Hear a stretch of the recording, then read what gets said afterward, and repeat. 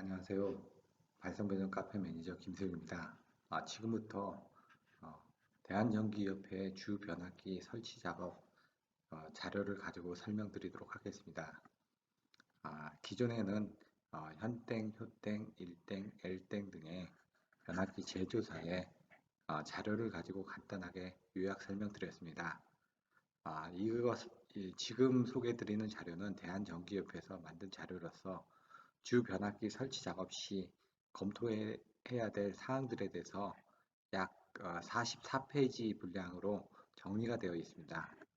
이외에 한전의 작업 절차서라든가 이런 자료들도 추후에 비교 설명할 수 있도록 시간을 가질 예정이오니 추후 다른 자료하고 비교 검토하시면 많은 도움이 될 것으로 사료가 됩니다. 주변압기 설치 작업에 대해서 살펴보도록 하겠습니다. 주변압기 설치 작업 흐름도입니다. 먼저 슈퍼바이저를 파견을 요청하고 검수 시험을 완료한 이후에 충격 기록계를 부착을 합니다. 그리고 이제 권선이 이동 전에 SFRA, 스위프 프리퀀시 리스폰스 어널리시스를 통해서 지금 권선의 이상 유무를 나중에 비교 검토하기 위한 기본 자료를 측정을 합니다. 그리고 공장에 상차를 한 다음에 수송을 한 이후에 그 인도 전에 충격 기록계를 확인하고 그다음에 지금 그 제작사에서 수송한 이후에 변압기를 확인하게끔 되어 있습니다.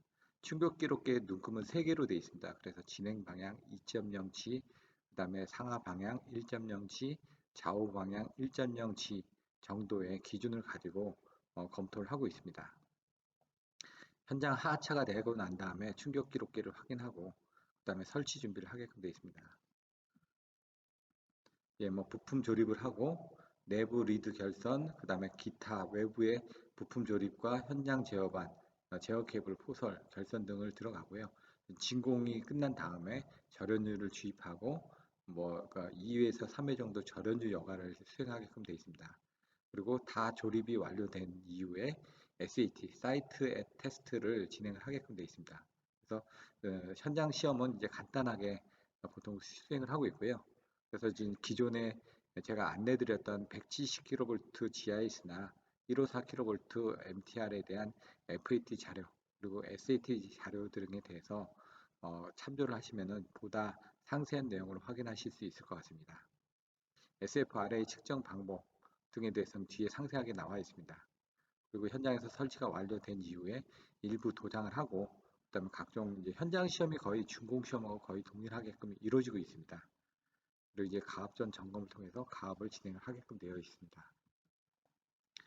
공종별 표준 작업 절차서입니다. 슈퍼바이저를 파견 요청하고 주변 악기를 운송하고 주변 악기를 부품 조립하고 내부 리드 결선하고 진공 및 절연유 주입을 하고 조립 완료 점검을 한 이후에 현장 시험 및 도장 작업 마무리 작업으로 절차가 되어 있습니다. 슈퍼바이저 파견 요청입니다. 그래서 자격이 어떻게 되는지 슈퍼바이저의 역무 및 책임이 어떻게 되는지 또한 각종 역무 그다음에 책임 이런 내용들이 나와 있고요.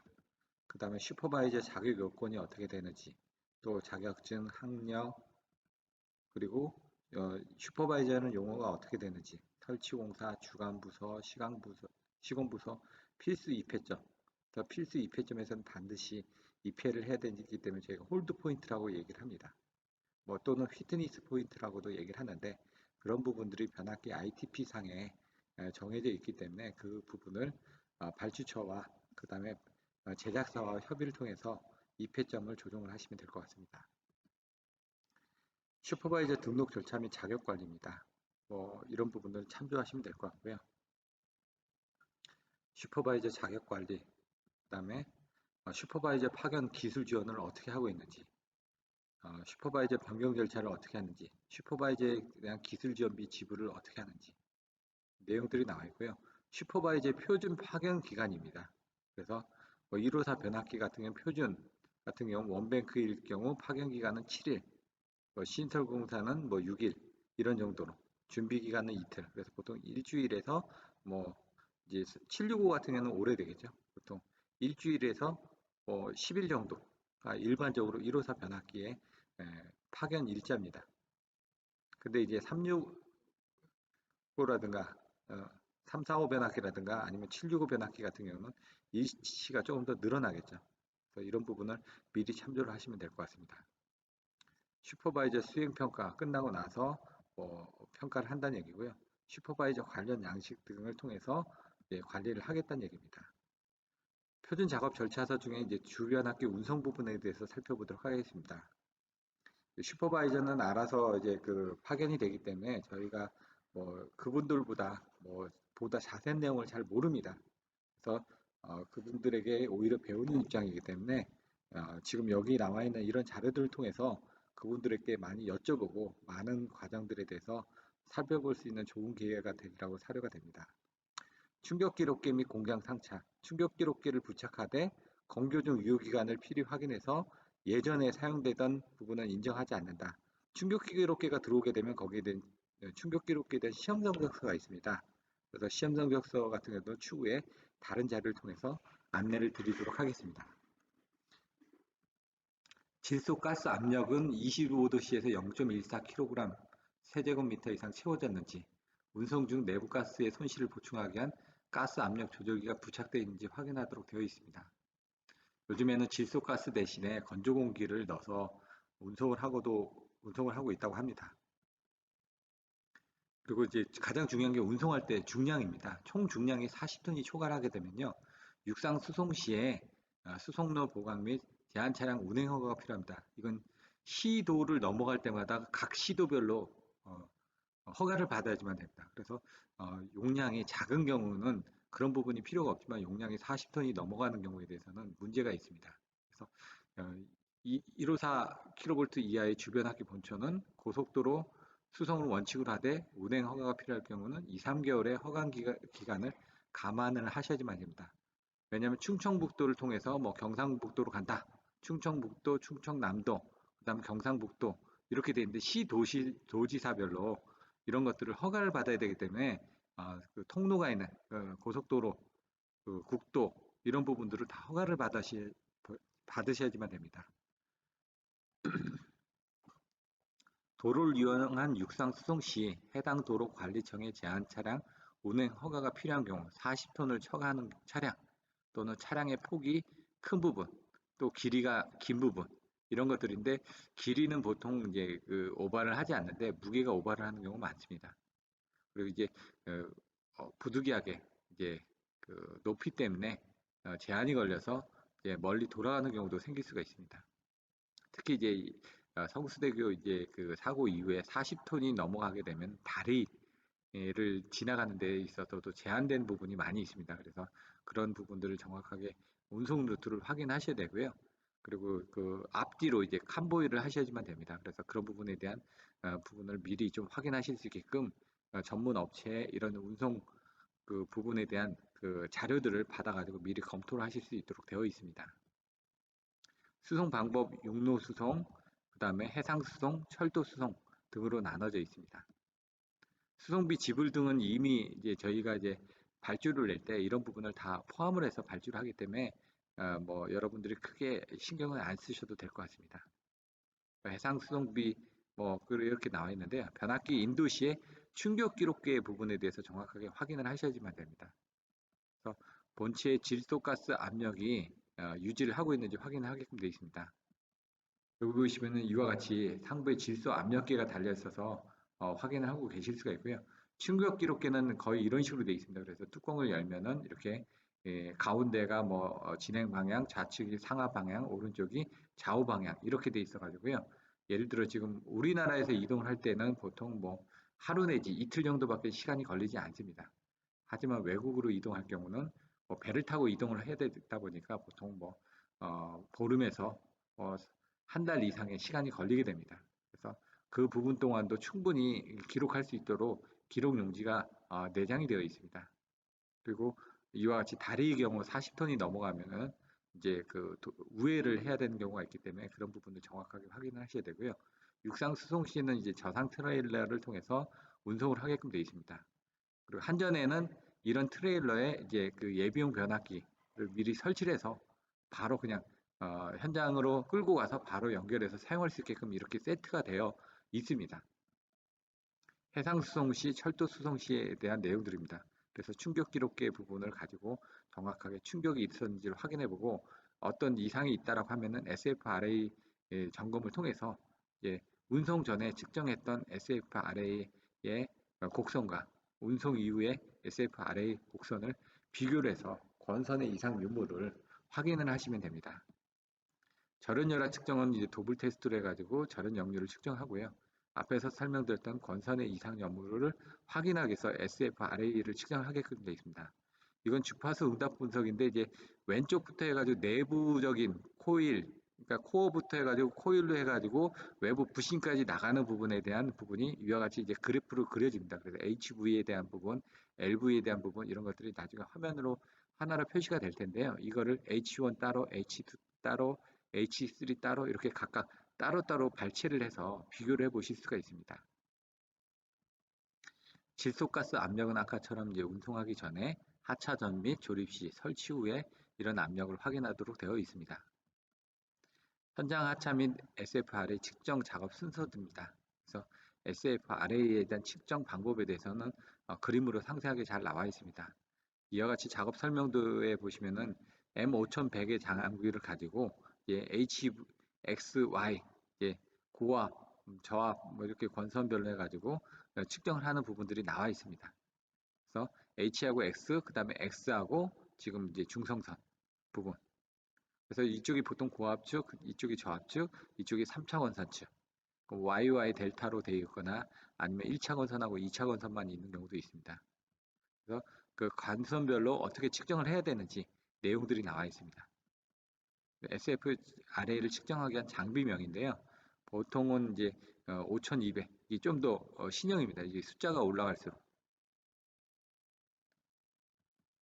그 나머지 변압기 명판에 대한 자료들하고 시험 자료들을 가지고 확인을 하도록 되어 있습니다. 주변압기 설치 때 진공 펌프들은 이와 같이 준비를 하게끔 되어 있습니다. 진공을 걸고 이제 주유를 하게끔 되어 있는데요. 1호사하고 345하고 이제 압력 부분은 거의 동일하지만 유량에 대해서 틀려지게끔 되어 있습니다. 그래서 진공에 관련된 힘이 좀 더 3, 4호급은 더 세겠죠. 그리고 손해 전력 같은 경우는 보통 380V짜리 100kW 이상을 가지고 이제 압력도 걸지만 여가도 해야 되기 때문에 진공을 걸고 그 다음에 거기서 여가를 해가지고 같이 연결하게끔 돼 있습니다. 그래서 여각이 따로 그 다음에 옆에 보시면은 진공 거는 장비 따로 이렇게 돼 있습니다. 부품들을 이렇게 현장에 콘서베이터, 방열판 등을 밑에다 놓고 하나씩 이제 조립을 해 나갑니다. 769 변압기 같은 건 단상이 2분할로 되어 있습니다. 그래서 왼쪽, 오른쪽으로 해가지고 이게 2000MV가 됩니다.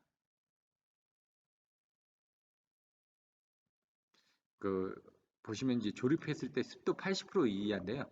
비가 왔을 때나 습도가 이제 85%, 90%가 되기 때문에 비가 오지 않는 이상은 습도 조건은 만족합니다. 풍속 같은 경우는 이제 먼지라든가 이런 것들이 비산이 돼서 변압기 조립 시에 내부로 유입이 될 수가 있기 때문에 그런 부분에 대해서 점검을 하도록 되어 있습니다. 이제 방열기를 어떻게 설치하는지, 그래서 방열기를 보시면 안에 이제 기존의 FAT 당시에 오일이 좀 남아 있을 수가 있기 때문에 밑에 드레인 밸브를 열고 충분히 안에 있는 오일 부분을 방출을 시킨 이후에 그 다음에 조립을 하도록 되어 있습니다. 나머지 내용들은 이제 가스켓을 이제 기존에 방열기에 붙어있던 가스켓은 버리고 새로운 가스켓으로 설치를 하고 나서 그 다음에 조립이 되고 있는지를 정확하게 확인해 보시면 됩니다.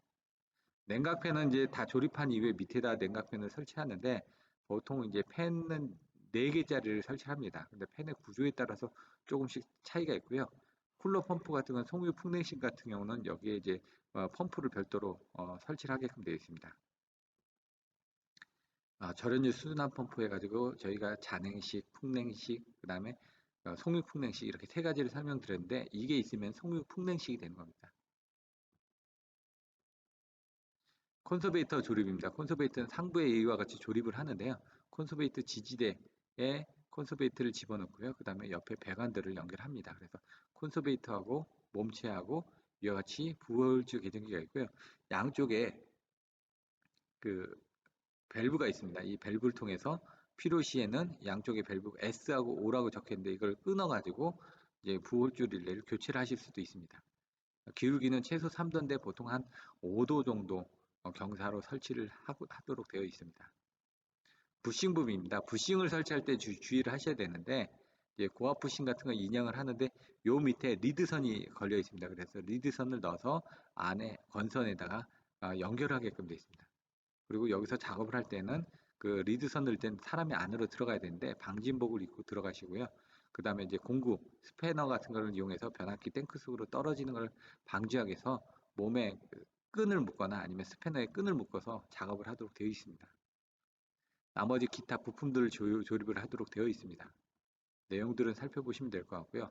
작업 순서, 그 다음에 설명도, 뭐 주요 차관사항 등이 들어 있습니다. 충격 압력 계정기는 충격 유압력 계정기, 충격 가스 압력 계정기로 되어 있는데요. 보통은 충격 유압력 계정기를 많이 사용합니다. 이게 뭐 조립하는 볼트에 대해서 내용이 나와 있고요. 1.4 항목 내부 리드 결선을 보시면요. 이와 같이 결선 부분을 연결하는 부분을 보실 수가 있습니다. 이와 같이. 리드선이 부싱이 이렇게 나와 있으면 그 부싱이 나와 있는 부싱 여기 쪽에 부싱이 달려 있다면 부싱에서 이렇게 변압기 멈추의 탭까지 연결해서 여기 볼트를 체결하게끔 되어 있습니다. 그래서 리드 결선할 때는 사람이 아무래도 이 안에 들어갔는데 아까 운송 시에 여기 질소가스가 들어있다고 말씀드렸습니다. 공기 중에 질소가 80% 정도가 있습니다. 그리고 산소가 20.9% 정도가 들어 있습니다. 그래서 보통 18% 미만에 대해서는 사람이 질식할 수 있는 우려가 있습니다. 그러다 보니까 저희가 19.5% 정도를 기준으로 해가지고 이와 같이 산소 농도가 이상이 돼야지만 안에서 작업하는데 문제가 없습니다. 그래서 요즘은 이제 질소를 집어넣지 않고 그 건조 공기를 집어넣어서 지금 운송을 하는 경우들도 있습니다. 그 습도 부분에 대해서도 중요하게 생각하고 있고요. 풍속에 대해서도 중요하게 생각을 하고 있습니다. 외부에 먼지라든가 아니면 비가 내릴 때는 작업하기가 힘들겠죠. 습도가 높기 때문에. 그래서 이런 것들에 대해서 좀 자세히 살펴보시고 해당 조건에서만 작업을 할 수 있도록 안내가 필요합니다. 진공 및 절연유 주입 방법입니다. 진공 작업은 본체의 외압용 진공은 플랜지에 연결해가지고 작업을 하게끔 되어 있습니다. 보통 이제 상부 쪽에 연결이 되어 있고요. 그 다음에 어느 정도 토루 압력 이상이 되도록 조치를 한 다음에 다시 진공 부분이 잘 걸리는지를 확인한 다음에 다시 또 진공을 걸고 진공이 어느 정도 지속된 상태에서 이제 절연유를 주입하도록 되어 있습니다. 그래서 진공이 어느 정도 되면은 절연유를 주입을 합니다. 그래서 보시면은 유조차의 가장 낮은 부분에서 먼저 절연 내력 시험을 하고요. 보통 유조차가 들어올 때 그 유증가스 분석이라든가 여러 가지 시험한 데이터를 같이 제출을 하게끔 되어 있습니다. 여기 보시는 것처럼 절연유는 약간 따뜻하게 해서 데워지는데 히터가 들어가 있습니다. 그래서 아까 보시면은 손해 전원이 380V에 100kW 이상의 손해 전원이 필요하다는 게 바로 이 절연유를 히팅을 해주는 히터 때문에 100kW 정도의 그 손해 전력이 필요한 겁니다. 그래서 데워가지고 그 다음에 끓게 되면 그 안에서 불순물 같은 것들이 나오기 때문에 그런 것들을 자체적으로 좀 여과를 시킨 다음에 여과를 시키면서 주입을 하게끔 되어 있습니다. 그리고 여름이냐 겨울이냐에 따라서 여름에는 약간 많이 넣어주고 겨울철에는 약간 적게 이렇게 유면을 높게 넣어줍니다. 변압기 절연유를 주입할 때 이런 탱크로리 같은 경우 보시면은 보통 이제 탱크가 하나로 된 게 아니라 6개 정도로 격벽이 이루어져 있습니다. 그래서 한 탱크당 보통 4,000리터. 그러면 6개면 24,000리터겠죠. 그래서 위에 상부에 올라가시면 밸브가 있습니다. 그 밸브를 열면은 밑에 이렇게 연결이 되게끔 되어 있습니다. 그래서 밑에가 연결이 돼서 이쪽으로 빠지게끔 되어 있습니다. 그래서 이 탱크에도 펌프가 달려 있습니다. 그래서 펌프로 밀어주게끔 되어 있는데요. 이 펌프의 속도는 좀 빠릅니다. 바깥에 있는 여과기의 이제 속도는 보통 1시간에 6,000리터 정도를 집어넣지만 이거를 다이렉트로 여과를 안 시키고 집어넣게 되면요. 이 속도가 더 빠릅니다. 그래서 뭐 예를 들어 뭐 10,000리터 이상 등을 뿜어낼 수가 있습니다. 펌프의 속도가 좋기 때문에. 절연유의 내압 특성은 신유 같은 경우는 6번 시험을 해서 첫 번째 시험은 버리고 나머지 5번째 시험 결과가 평균 50kV 이상이 나와야지만 양호하도록 되어 있습니다. 그래서 주유 OT 내압은 50kV 이상, 절연유 주입 속도는 1시간에 6,000리터 이하가 되도록 되어 있습니다. 그래서 진공도가 어느 정도 된 상태에서 집어넣어 줘야지만 문제가 없습니다. 절연유는 보통 아까처럼 그 절연유를 집어넣을 때 다이렉트로 집어넣는 게 아니라요. 그 지금 여과기를 통해서 집어넣게끔 되어 있습니다. 그래서 여과기 쪽에 가게 되면은 그 여과기 쪽에서 히팅을 시킨 다음에 히팅해서 집어넣게끔 그렇게 되어 있습니다. 그래서 뭐 75도를 초과하지 않도록 이렇게 되어 있고요. 왜냐면 열화가 되면 안 되기 때문에. 그리고 이제 여과 작업은 2회에서 3회 이상 순환을 하게끔 되어 있습니다. 근데 그때 펌프의 속도는 1시간에 6,000리터가 넘지 않도록 속도가 제어되게끔 되어 있습니다. 절연유 여과 장치입니다. 여기 보시면 되고 이 안에 펌프가 있고 여기서 이제 바이패스 밸브라든가 이런 것들이 되어 있습니다. 오일 필터를 조립하는 방법들에 대해서 나와 있습니다. 조립이 완료된 후 점검하는 부분인데요.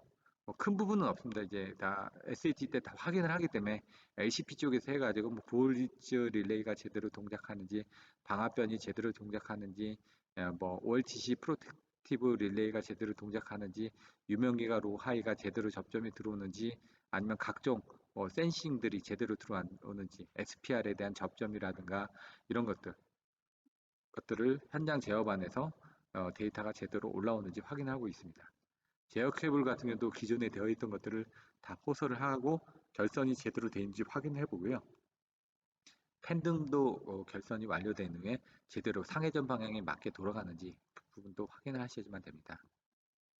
제어 케이블을 포설을 하고 나면은 제어 케이블 같은 경우는 미리 이제 포설이 돼 있고 그 현장에서 다 조립이 돼서 거의 들어옵니다. 근데 이제 제어 케이블 LCP 반에서 이제 그 RCP까지 연결되는 부분은 별도로 포설을 해주셔야만 됩니다.